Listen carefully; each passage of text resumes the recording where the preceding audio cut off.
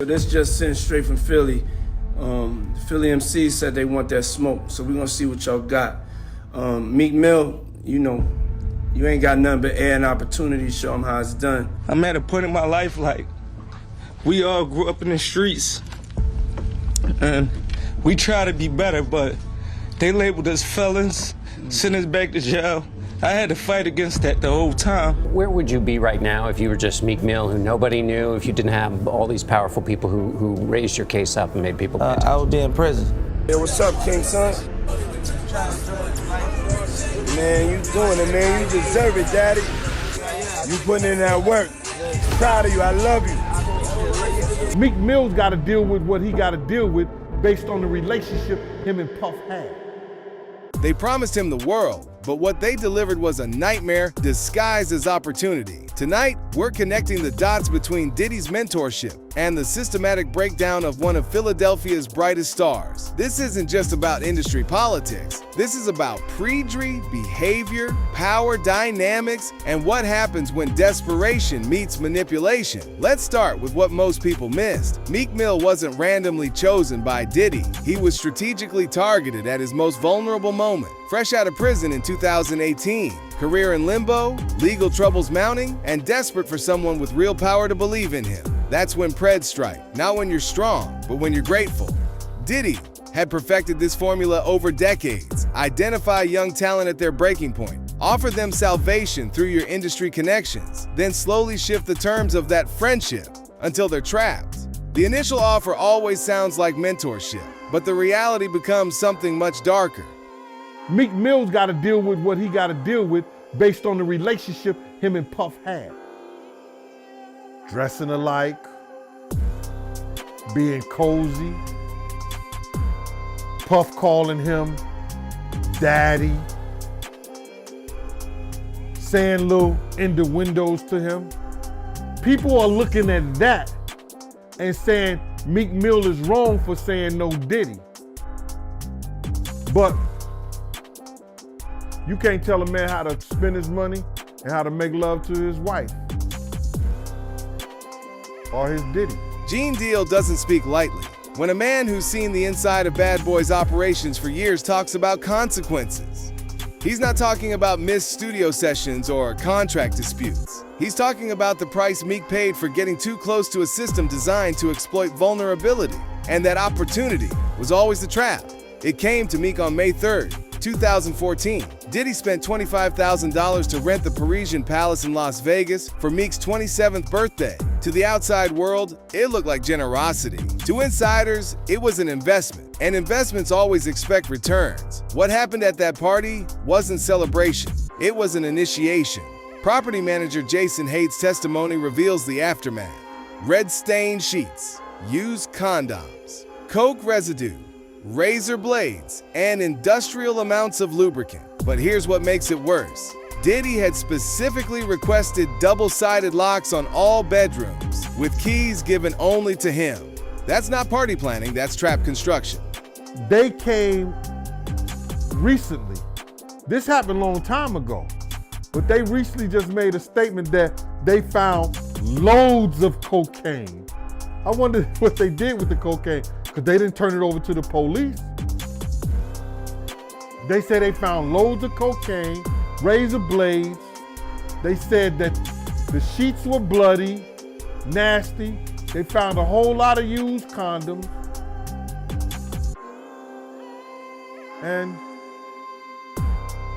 it was a Diddy party, giving in Meek Mill's honor for his birthday. I was like, yo, wow. Gene's reaction says everything. This isn't a shock. It's confirmation of what industry insiders already suspected. When someone who's seen Hollywood's darkest corners calls something disturbing, you know it crossed lines most people can't even imagine. The party was never about celebrating Meek. It was about breaking him. Meek Mill was supposed to represent Philadelphia's triumph over adversity. Instead, he became a cautionary tale about what happens when desperation meets predry power. His own city, the streets that raised him, the community that believed in him, couldn't even look at what he'd become. The Holly Weird Transformation wasn't gradual, it was systematic. Matching outfits with Diddy, public displays of submission, recorded moments of intimacy, each step designed to strip away his street credibility and independence. When you're no longer feared on the block, you become completely dependent on your handler. Everybody kind of knew back in the day that Meek Mills and Puff was a little too friendly. Anytime two rappers or two people in the industry come dressed up alike on more than one occasion, listen here, man. My dudes in Philly, I got some real strong dudes in Philly. They don't play that shit. And they probably embarrassed for the fact to see that Meek Mills, one of the street guys that came out of there, got caught up in this Hollywood shit. Philadelphia's embarrassment wasn't about homophobia. It was about watching their son get played. The same community that survives on reading people, on spotting weakness and strength, could see Meek had been completely compromised. It's crazy that money, that lifestyle, and you trying to fit into something get you. These guys never set out to do all this shit. Meek Mills, when he got into the game, he didn't set out to be questioned about his manhood with Diddy. But he put himself in that position. That's the industry's dirty secret. They don't break you with violence, they break you with gratitude. Make someone feel like they owe you their entire career, and they'll accept treatment they'd never tolerate otherwise. Success in the industry often requires surrendering the very identity that made you worthy of success in the first place. But Meek's humiliation served a larger purpose in Diddy's ecosystem. He wasn't just a victim, he became the recruitment tool. According to the Lil Rod lawsuit, Diddy would use Meek's situation to lure other artists, promising them the same opportunities, while showing videos of what compliance looked like. The psychology is insidious. If someone as street credible as Meek Mill could be convinced to participate, what hope did newcomers have of resisting? Diddy created a demonstration model, using Meek's perceived success to normalize the for the next generation of victims. And Diddy could promise a producer, if he's in a act, that he could give him a Grammy. What kind of power, who he doing, or what he know, that he can get that done? That's some kind of spooky shit, bruh. No disrespect. That's real spooky. If he could promise somebody. And good thing the kid didn't believe him, because if the kid would have believed him, he might have got his booty hole tore up. So my whole thing about it is, listen here, man. He has to have some real power, but he showed us his power. Remember at the BET Awards? Remember when they was trying to go to commercial? And he said, nah, we not go. Whoever done that, bruh? Whoever stopped the people from going to commercial? Nobody ever did that but Diddy, bruh. So he has some kind of power. That Grammy promise wasn't just about Lil Rod. It was the same carrot Diddy had dangled for years. Promise them industry validation, then document their compromise to ensure silence and continued cooperation. We really don't know what was said, but the kid said he told him, this is somebody I admire. This is somebody you got high aspirations for, that you want to be like. Look and see what he doing. This is what you should be doing too. Wow, that was crazy. Showing someone footage of previous victims isn't just coercion, it's psychological warfare. It tells them resistance is futile while simultaneously implicating them in the system through their knowledge of it. Meek wasn't just broken down for Diddy's pleasure. He was weaponized to break down others. The pattern is clear. Identify vulnerability, exploit gratitude, document compliance, then use that documentation to create the next victim. And once you understand this system, everything else makes perfect sense, including why Meek's reaction to getting exposed was so desperate, so frantic, and so telling. Because when your entire career is built on a lie, the truth becomes your biggest enemy. February 2024. The Lil Rod lawsuit drops and suddenly, a Philadelphia rapper who dated Nicki Minaj is front page news. Meek Mill's response wasn't the confident denial of an innocent man. It was the panicked scrambling of someone whose worst nightmare just became public record. The legal community saw it immediately. When someone offers $100,000 to prove their innocence instead of simply proving it, that's not confidence. That's damage control. Innocent people don't need investigators. They need lawyers. Guilty people need public relations. Attorneys will take on cases and say, hey, this dude paying out this quick. He'll pay us $1 million right quick, or $300,000, whatever, if he wants stuff to go away. And, you know, I'm sure those insurance companies that he has that mainly, y'all don't know, is the one that be paying those things out.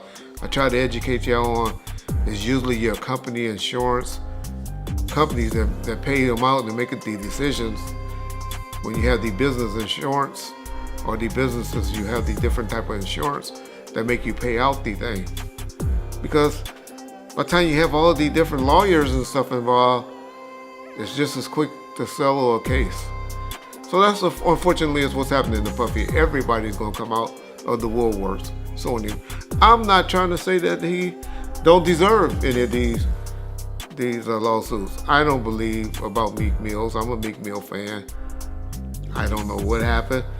I noticed when he talked about it though, Meek Mills didn't deny it. Like I said, I don't want to believe that that is true, but I'm one of those like y'all, when don't say, you motherfucking crazy, I ain't never did no like that. Then it's usually some smoke with that fire. And so I'm not up here saying Meek Mills was involved in that thing. I'm not saying Usher. Yeah, I am. Or Justin Bieber and all of them. Puffy gonna turn out to be our modern day. Oh, y'all about to get mad. He gonna be our modern day Michael Jackson. Reggie Wright breaks it down perfectly. Lawyers can smell desperation, and desperation pays well. But more importantly, he points out what everyone noticed. Meek never actually denied the allegations. He just got loud, got frantic, and got sloppy. Meek Mill says he will pay $100,000 to an investigator to find out why his name is being tied in with the Diddy allegations. Back in February, Diddy was sued by a former employee for assault. The lawsuit included redacted names, and fans believe that Meek Mill was one of those names. The lawsuit was filed by Rodney Jones, and he alleges that Diddy told him he had relations with an unnamed rapper. The footnote of the lawsuit claims that that rapper is from Philadelphia and dated Nicki Minaj. At the time, Meek Mill tweeted denying the allegations that they were talking about him. He denied being gay or doing any drugs, and he made multiple tweets about this, completely denying that he had any sort of personal relations with Diddy in that way. Now, many months later, as Diddy is still being investigated, Meek put out another tweet. He says, "I want to hire an investigative team $100,000 cash to find out every specific detail involving Meek Mill's name to Diddy's case. I also want them to look at who is powering the media involving Meek, anything to do with Buddy, something not right." Those tweets weren't defense, they were confession. When someone threatens to shoot a music video at a journalist's house for reporting court documents, they're not protecting their reputation, they're protecting their secrets. But panic makes you sloppy, and sloppy people make enemies. And when those enemies have power, accidents start happening. December 2024. Meek Mill posts a video of himself unconscious next to his brand new Cybertruck. Brake pedal completely detached. He claims it's a malfunction. The internet calls it a message. In Diddy's world, there are no coincidences, only consequences. Look at this right here. Where the whole brake pedal came off. The first day, I never seen no car the first day the brake pedal came off. A day-old vehicle doesn't just lose its brake system unless someone wants it to. But the real threat wasn't the car. It was the reminder of how disposable he'd become. The pattern had been building for years. Every time Meek tried to distance himself from Diddy's circle, something happened. Legal troubles, career setbacks, now near-death experiences. The message was clear. You're only safe as long as you stay quiet. I'm at a point in my life like we all grew up in the streets. And We try to be better, but they labeled us felons, sent us back to jail. I had to fight against that the whole time to gain my respect and be who I am today, and I'm proud of that. Listen to his voice. That's not just frustration, that's terror. They tried to throw me back to jail. Isn't paranoia when you know who they are. It's survival instinct. But some secrets are too valuable to stay buried, especially when there's money to be made from them. The insurance policy Diddy thought would protect him forever became the weapon that would destroy them both. Those tapes, recorded for blackmail, stored for control, are now surfacing on the dark web, and Meek Mill's face is allegedly among them. You heard about this tape that's being shopped around, a Diddy and another Mill? They say the other Mill is an A-list celebrity. I would wonder if he's white or black. And if I'm looking at any black guys that are A-listers that's bigger than Diddy, there's only one that I could come up with. And there's a few I could come up with. Will Smith, he's bigger than Diddy. I would think Nick Cannon is bigger than Diddy. Who else on the black that are black actors or black in the business that's an A-lister that's bigger than Diddy, that's black? That's hard to think. But then if you got the A-listers, you know, you got to realize he ran with that that Rat Pack, and I don't want to even say their names, but they said I got their names wrong last time. What's his name? Kushner? What's the other guy? Leonardo? Yeah, his name. Man, I don't keep up with these cats. But I heard that that's not only the tape that's being shot. There's some other tapes out there, other people too with him. And him doing some things with some other people. Gene Deal's confirmation hits different because he's not speculating, he's reporting. When someone with his access says these tapes exist and names specific celebrities, that's not gossip, that's intelligence. The sick irony, the very recordings Diddy used to control his victims, are now the evidence that will convict him. And every one of those tapes, willing or unwilling, is about to become public property.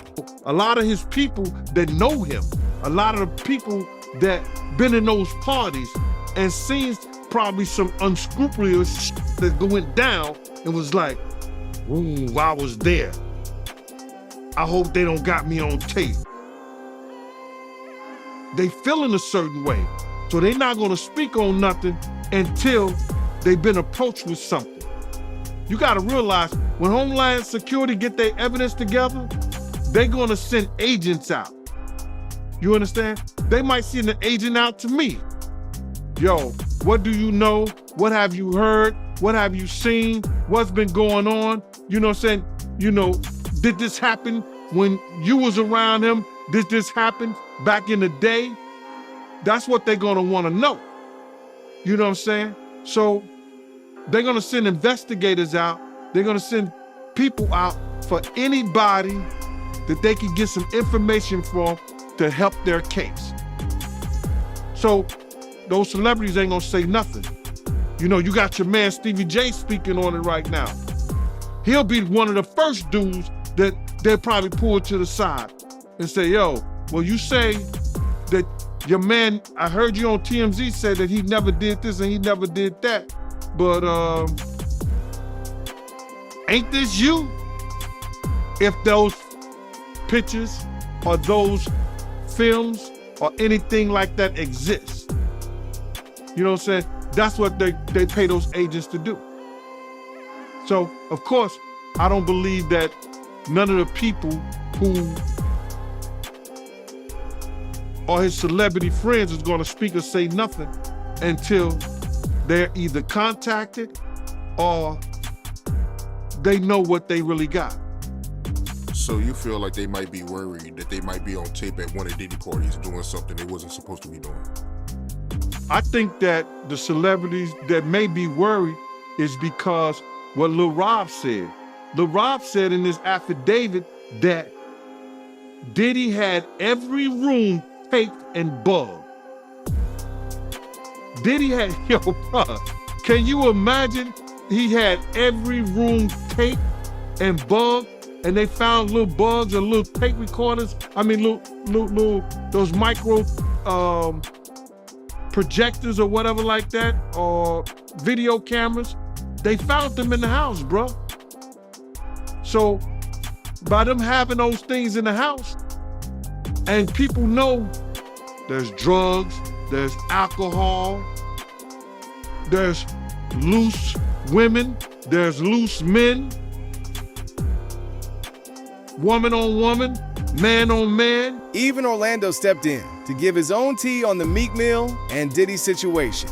I'm not condoning what it sounds like on you know, when Will Smith get in the, on video and camera and audio. I'm not, you know, trying to condone what it sounds like when, you know, Meek Mill getting in the, you know what I'm saying, on camera, on video. I'm not trying to get, you know what I'm saying, all in between the business of, you know what I'm saying, Reginald Bill Johnson getting in the, you know what I'm saying, and all that other shit, you know what I'm saying. But what I'm talking about is some real gangster shit and some real G is, you know what I'm saying, you wanted that dick in your, you wanted that dick in your ass. You wanted that extra $1 million or whatever the case may be, and you can't blame the person that gave it to you. And that's Puff. Puff like the, you know what I'm saying? You know what I'm saying? I'm not gonna blame that man, you know what I'm saying? Cause he like the, I was like, yo man, no thank you. That's simple, man. You know? I got a couple $1 million just saying I don't wanna tell your truth. You know what I'm saying? Tell your truth. You know what I mean? Like, I'm used to certain things, you know, like, yo, man, tell the truth. You get, yo, but if you want to stay in the room, man, you get, and a lot of people got Puff, fuck a lot of people, and it's not nothing wrong with who he, how he fucked them. It's all on video and audio. And that's what they fucked up at. You can tell me Puff going away for a long time, bro, but do you not hear the of Meek Mill? Do you not hear all the shake it off, take that, of Will Smith? The industry's wall of silence is crumbling because nobody wants to go down with the ship. Stevie J, the executives, the enablers, they're all scrambling to distance themselves from what they helped create. But perhaps the cruelest betrayal came from the one person who knew Meek's secrets better than anyone. Someone who shared his bed and knew his vulnerabilities. Nicki Minaj, the woman who dated him for 2 years, who knew his struggles, his fears, and his compromises, couldn't bring herself to defend him when it mattered most. Do you think it's a lot of undercover brothers in the industry? Oh no, Queen. We don't know nothing about undercovers. Oh no. We don't know about that. Okay. Cause I do. You said what? Oh, I said I do. When your ex-girlfriend goes on live TV to talk about undercover rappers while you're fighting for your reputation, that's not coincidence, that's confirmation. She could have shut down the rumors. Instead, she fed them. But the deepest cut came from someone even closer to the situation. According to multiple sources, the infamous audio that sparked this entire conversation didn't come from paparazzi or industry enemies. It came from inside Diddy's own security team. All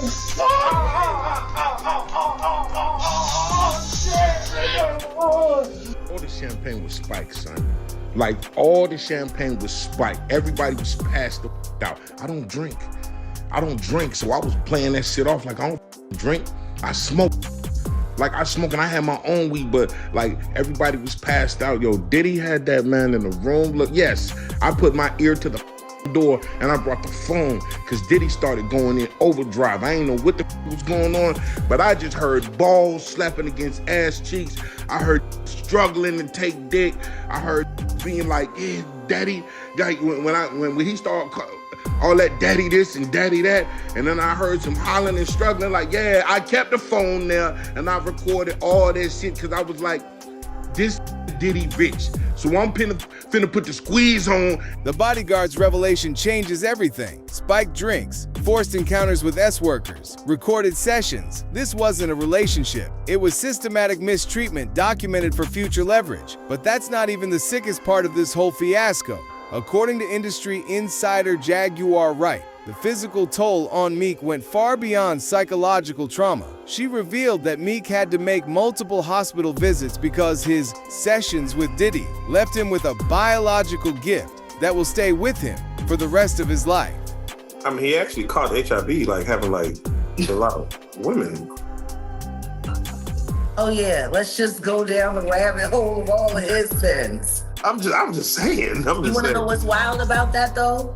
He faced that head up. He did. And he didn't stop. And he didn't stop doing what he's done.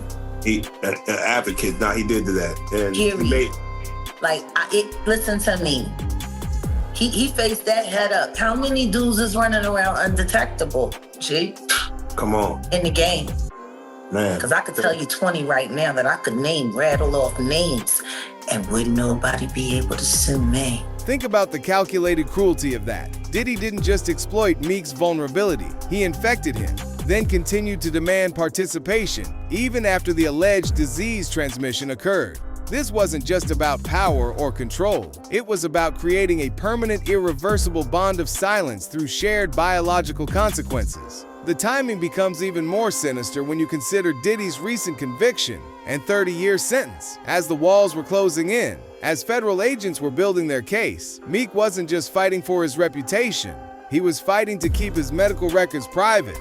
Because in this industry, once your health status becomes public knowledge, you become untouchable for all the wrong reasons. The hospital visits, the medical consultations, the ongoing treatments, all of it documented, all of it traceable. All of it serving as permanent evidence of what really happened behind those locked bedroom doors at the Parisian Palace. From the $25,000 birthday trap to the brake pedal malfunction, from the pool video to the panic tweets, every piece tells the same story. Meek Mill wasn't just used, he was systematically broken, documented, and discarded when he tried to break free. The opportunity Diddy offered was never about music.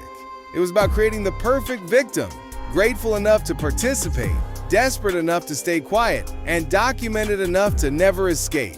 But here's the thing about treating someone like a dog for too long. Eventually, even the most loyal ones learn to bite back. And when the tapes surface, when the truth comes out, when all the secrets become evidence, we'll finally see who was the pred and who was the prey. The question isn't whether Meek Mill was treated like a dog. It's whether he'll survive what happens when the leash finally breaks. If you like this video, hit that subscribe button so that you never miss out on any new videos. And until then, fam, keep it real.